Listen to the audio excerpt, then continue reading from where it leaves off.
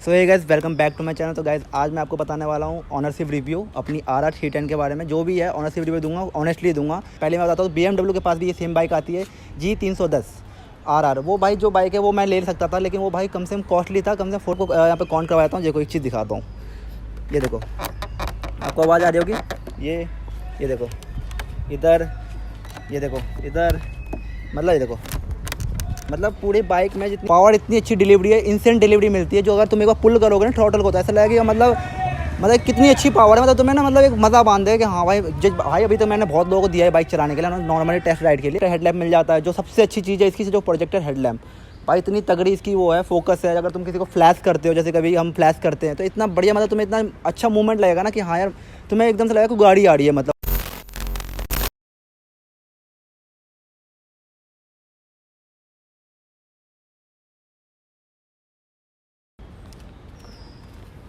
So hey guys, welcome back to my channel. तो guys, आज मैं आपको बताने वाला हूँ ऑनरशिप रिव्यू अपनी RR 310 के बारे में। जो भी है ऑनरशिप रिव्यू दूंगा, ऑनेस्टली दूंगा। और मैंने यही बाइक क्यों खरीदी, क्योंकि इस सेगमेंट में मेरे पास बहुत सारी बाइक थी जो मैं खरीद सकता था। कम से कम 3-4 बाइक थी, और इसका प्रोन एंड कॉन्स जानेंगे, और इसमें क्या क्या दिक्कत है, क्या क्या डिसएडवांटेज है, और इसमें क्या क्या चीज़ें मैंने फेस करा अभी तक। और ये अभी तक चल चुकी है, ये कम से कम 6700 के समथिंग चल चुकी है 1 साल में। तो मैं आपको बताऊंगा, पूरी चीज़ अच्छे से एक्सप्लोर करूंगा, तब वीडियो में बने रहे। और मेरी पूरी वीडियो एंड तक देना, कुछ चीज़ें मिस मत करना। क्योंकि गाइस, अगर आप भी प्लान कर रहे हो अगर RR 310 लेने की, तो गाइस आपको बहुत सारी चीज़ें इसमें पता चल जाए कि हाँ में दिक्कत क्या है, अच्छा क्या है। और सबसे अच्छी बात की गाइस, इस सेगमेंट में बहुत सारी बाइक आ जाती है, नेकेड में आ जाती है, और वही सारी चीज़ें हम इस वीडियो में जानेंगे। तो वीडियो में आप बने रहे, तो बाकी मैं आपको अच्छे से समझाऊंगा क्या क्यों ली। पहले मैं बात करूंगा why I both Apache RR 310, मैंने क्यों खरीदी है, किस लिए खरीदी, ठीक है, वो चीज़ हम पहले जान लेते हैं। गाइस, ये बाइक मैंने इसीलिए खरीदी क्योंकि पहली बात तो इसकी लुक देख लो, आप एक बार लुक चेकआउट करो। और लुक के बाद भाई देखो, ये जो रोड रिप्रेजेंट है बहुत तगड़ी है। एक तो फेडिंग बाइक है, ऊपर से जो है ना भाई, इसके जो TVS वालों के पास जो बाइक है वो यही है, जो इन्होंने कम से कम बहुत सारी यूनिट बेची है अपने इंडिया में। और इसके ये बाइक आने के बाद थोड़ी सी तबाही मची थी, लेकिन उसमें जो क्या था ना कि पहले TFT डिस्प्ले नहीं था, नॉर्मल डिस्प्ले जो होते हैं वो डिस्प्ले था। जब इन्होंने TFT डिस्प्ले डाला, इसके बाद इस बाइक में बहुत सारी चीज़ें मतलब वो उन्होंने सही कर दिया। जैसे कि मान लो इसके अंदर आप डॉक्यूमेंट्स वगैरह सेव कर सकते हो। बाकी आप इसमें 4 मोड मिल जाता है आपको, अर्बन, स्पोर्ट, ट्रैक और रेन मिल जाता है आपको। ये सारी चीज़ें पहले थी, बट वो ना थोड़ा TFT नहीं था, क्योंकि TFT में जो थोड़ा अलग मज़ा आता है, क्योंकि ग्राफिक्स मिल जाती थोड़ी सी, तो थीम के हिसाब से ना भाई थोड़ी अच्छी लगती है TFT। तो बात करते हैं मैंने ये क्यों ली। पहली बात देखो, इस सेगमेंट में मेरे कौन कौन सी बाइक थी, पहले मैं बताता हूँ। BMW के पास भी ये सेम बाइक आती है G310 RR। वो भाई जो बाइक है वो मैं ले सकता था, लेकिन वो भाई कम से कम कॉस्टली था, कम से कम 45,000 के समथिंग, वो बहुत ज़्यादा कॉस्टली पड़ रहा था मेरे को। सेम चीज़ें हैं, बस इंजन विंजन सब कुछ सेम है, क्योंकि एक बार आप चेकआउट करना, ये इसमें सेम है। और उसमें जो दिक्कतें आती है वो ये आती है कि भाई देखो, उसमें जो चाबी होती है ना बिल्कुल नॉर्मल आती है। उसमें मैं एक बार चेक करवाता हूँ आपको। देखिए भाई, देखो जो हमारे पास जो की है वो ऐसी वाली आती है, ठीक है। और जो BMW के पास है वो बिल्कुल नॉर्मल चाबी आती है, जो आज से काफ़ी पुरानी आई थी। 2019 में आई थी BMW, और ये भी आई थी। लेकिन इन्होंने 2020 के 21 में इन्होंने अपग्रेड कर दिया, और अपने चाबी अभी जो भी की वगैरह उन्होंने चेंज कर दिया, TFT चेंज कर दिया। तो भाई उसने मैंने इसलिए डिसपॉइंट हुआ इस चीज़ से, क्योंकि भाई एक तो महंगी थी, ऊपर सेम चीज़ें मेरे को उसमें मिल रहा था। दूसरी बाइक थी अपने पास निंजा 300, जो भाई एक्स शोरूम प्राइस का तो नहीं, ऑन रोड बता देता हूँ, 3,82,000 रुपये की पड़ रही थी वो। तो भाई वो इसलिए नहीं ली क्योंकि वो ज़्यादा कॉस्टली थी। वो 300 सीसी थी। उसमें क्या था कि भाई डिस्प्ले आपको ऐसा नहीं मिलता, इसमें जैसे TFT मिलता था, TFT नहीं मिलता था, तो उसको भाई डिसपॉइंट कर दिया। दूसरी बाइक थी अपने पास KTM की ड्यूक 250।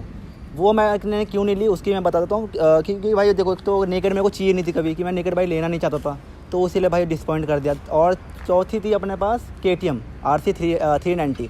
तो भाई उसका लुक तुम्हें पता है, लुक सही नहीं था, ऊपर से कॉस्टली थी, तो इसलिए वो भी नहीं लिया।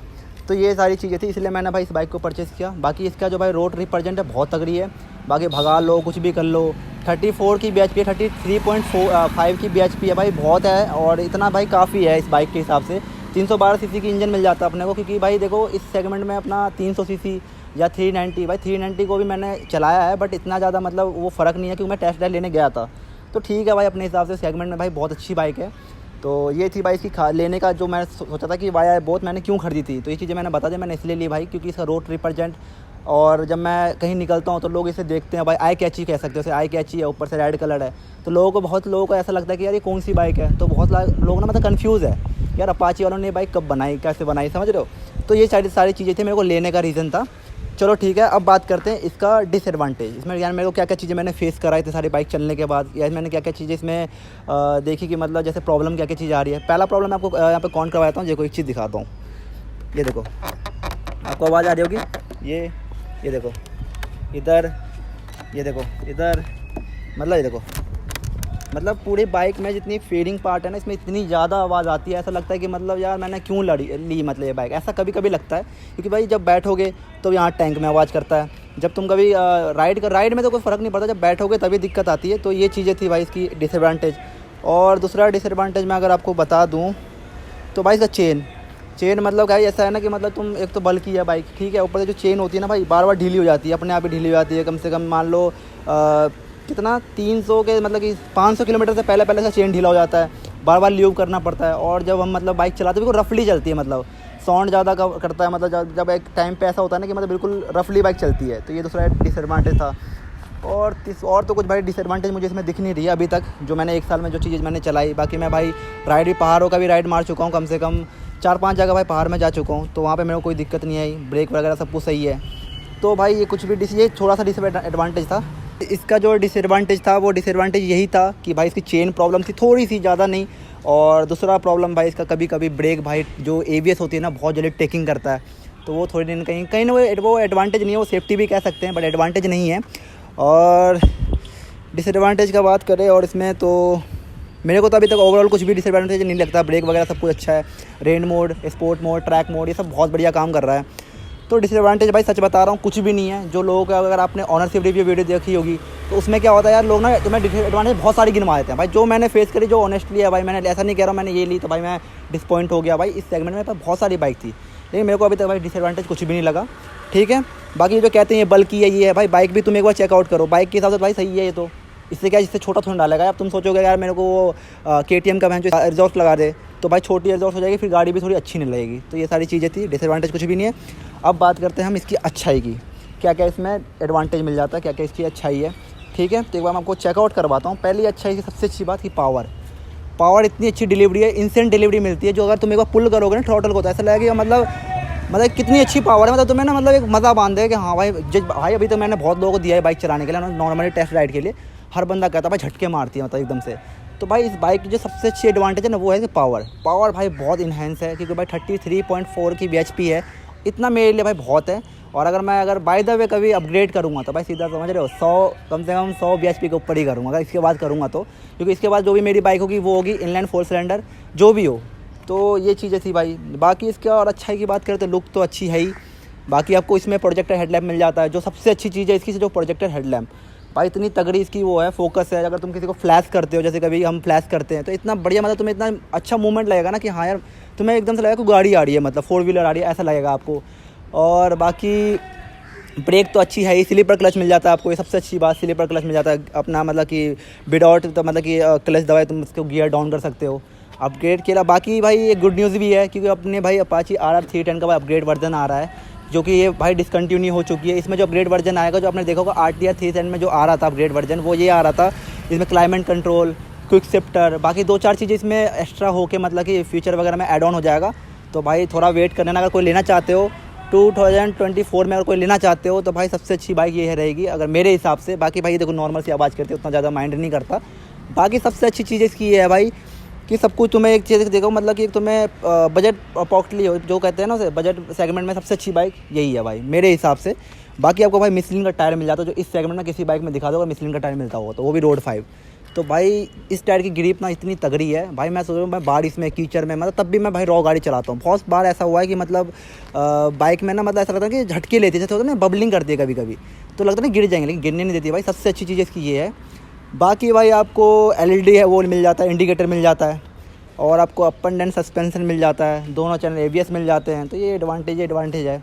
और आपका जब तुम भाई बाइक पुल करोगे, हेलमेट लगा रखे होगे, इस समय जो आवाज़ आती है ना भाई, ऐसा लगता है भाई सुपर बाइक चला रहे हो। तो मतलब 2 सिलेंडर तो लगती है।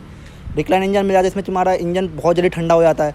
जो मतलब कि रिक्लाइन इंजन का फ़ायदा मैं बताता हूँ, सबसे अच्छी फ़ायदा क्या होता है कि भाई जो ये पीछे की तरफ है हीट करती है, लेकिन इतना भी नहीं करती जितना लोग बताते हैं यार इतनी हीट करती, गाड़ी सारी हीट करती है भाई। सबसे पहली बात रिक्लाइन इंजन है, पीछे से एग्जॉस्ट आ रहा है, तो भाई वो तो करेगा ही ना, हीट तो करेगी। तो भाई हीट में थोड़ी बहुत प्रॉब्लम है, ज़्यादा प्रॉब्लम नहीं है। बाकी भाई ओवरऑल मेरे को भाई बहुत अच्छी लगती है बाइक ये, अभी भी और आगे भी लगेगी। और मैंने कभी बाइक स्विच भी कर लूँगा ना भाई, तो फिर भी मेरे को यही अच्छी लगेगी। मैंने पहली बाइक थी, मतलब दूसरी बाइक थी मेरी, उससे पहले मेरे पास RTR 180 थी। इसके बाद मैंने RR 310 पे गया भाई, बाकी भाई इसकी एडवांटेज और अगर मैं गिनवाऊँ तो भाई सब कुछ अच्छा है, ओवरऑल सब कुछ अच्छा है। बाकी आप लोगों को पता है इसका एडवांटेज क्या है। तो ये चीज़ें थी भाई। अगर 2024 में अगर कोई लेना चाहते हो इस चीज़ को, इस बाइक को मतलब, तो भाई मैं कहूँगा यू कैन गो नाउ, कि आप ये परचेज़ करो, आराम से करो। अभी बुकिंग चल रही है, बुकिंग मारो फटाफट। 20 दिन का वो है भाई, डीले रहेगा। 20 दिन बाद तो मैं गाड़ी मिल जाएगी, क्योंकि भाई इसमें थोड़ा ऐड ऑन हो गया है। और अभी तक कोई भी गूगल पे कोई ऐसा न्यूज़ नहीं आया, बट मुझे पता चला है वहाँ से, डीलरशिप से मैंने बात की थी। तो हम मतलब थोड़े से क्लोज है वो डीलरशिप, तो मैंने उनसे बात की थी। उन्होंने बोला कि इसमें अपग्रेड वर्जन आ रहा है। तो ये सारी चीज़ें थी भाई इसमें। तो बस यही चीज़ें। हाँ, बस एक चीज़ और बात करना चाहूँगा, सर्विसिंग कॉस्ट। हर किसी को लगता है इतनी महंगी बाइक है तो सर्विसिंग कॉस्ट भी ज़्यादा होगी, बट मैं आपको बता रहा हूँ पहली सर्विस जो आएगी भाई इसकी, वो आएगी 2800 के समथिंग, मतलब 2000 और 3000 के बीच में आएगी। ठीक है, दूसरी सर्विस भी आपको इतनी में आएगी। और जो तीसरी सर्विस होगी, अभी तो मैंने तीसरी करवाई नहीं है। पहली सर्विस आपको भाई 500 से 1000 के बीच में, 1000 किलोमीटर के बीच में आप करवा लेना। दूसरी सर्विस भाई कम से कम 5000 के अंदर करवा लेना। तीसरी सर्विस भाई 8000 9000 के समथिंग करो, जो भी है उतने में आप करवा लेना। तो मैंने दूसरी सर्विस अभी तक करवाई है भाई इतने दिनों में, मतलब 1 साल में। तो भाई मेरे को तो अभी तक कुछ ऐसा डिस्काउंट नहीं लगा। हाँ, कभी कभी ऐसा होता है ना कि जो सर्विस सेंटर होते हैं वहाँ कभी कभी बहुत सारे डीलरशिप ऐसे हैं, बहुत सारे वर्कशॉप ऐसे हैं जहाँ पे थोड़ी दिक्कत होती है सर्विस करवाने की। लेकिन हर जगह अलग अलग एनवायरनमेंट होता है भाई, एनवायरनमेंट पे डिपेंड करता है कौन सा एनवायरनमेंट में तुम करवा रहे हो। तो कभी भी मेक श्योर, कभी भी अगर आप सर्विस करवाओ तो अपने सामने करवाओ। जो जो चीज़ें इसमें चेंज हो रही है सबको अपने सामने करवाओ।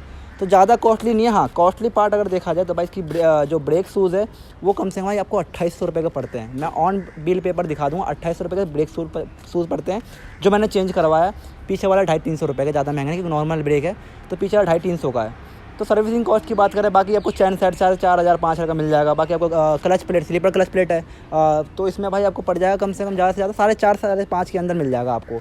फिटिंग चार्ज भाई, लेबर चार्ज जो भी होता है 500-600 रुपये लगा देते हैं।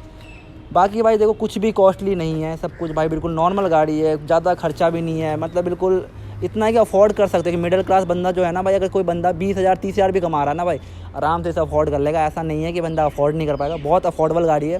तो मैं कहूँगा भाई you can go with Apache RR 310 this year. And 2025 में भी आप ले सकते हो, लेकिन 2024 में भी आप ले सकते हो, 2025 में भी ले सकते हो। तो ये था भाई ऑनेस्टली रिव्यू जो मैंने अभी तक फेस करा। बाकी भाई अगर कुछ चीज़ें मिस हो गया होगा तो आप उसे कमेंट में पिन कर देना, हाँ भाई ये तुमने ये चीज़ें नहीं बोली। क्योंकि भाई देखो एक कट में वीडियो बनानी पड़ती है यार, मैंने एक जगह भी कट नहीं करा है, तो एक कट में वीडियो बन रही है। तो भाई तुम सोच सकते हो कि भाई कितनी, मतलब कितना बोलना पड़ता है। तो ये सारी चीज़ें थी। बाकी भाई सब कुछ ओके है। तो इस वीडियो को हम यहीं पे एंड करते हैं। तो मिलते हैं एक न्यू वीडियो के साथ, तब तक के लिए take care, till then love you all and keep supporting भाई। चलो।